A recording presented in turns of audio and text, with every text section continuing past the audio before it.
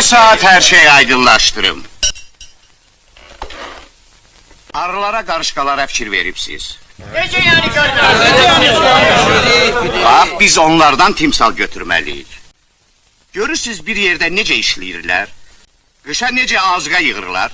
Özləri də sakit, mehriban bir ailə kimi yaşayırlar.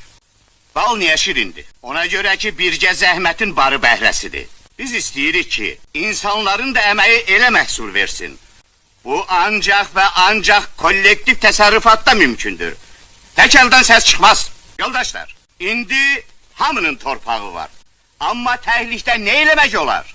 Benim Abaşoğlu, o karışkı arı bir yerde işleyer. Çünkü onlar həşəratdır. Niye bizi onlara tayilirsən? Axı biz insanız.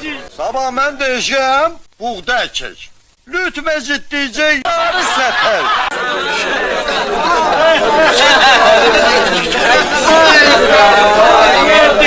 Yoldaş Şarkov, Lenin Rəncbər barəsində nə deyib? Lenin Rəncbər barəsində çox söz deyib. Sən hansını soruşursan? Bir mənədir görüm. O kişi deyib ki, torpaq kəndçinindir. Bəli deyib. Niyə onun dediklərini əməl etmişsiniz?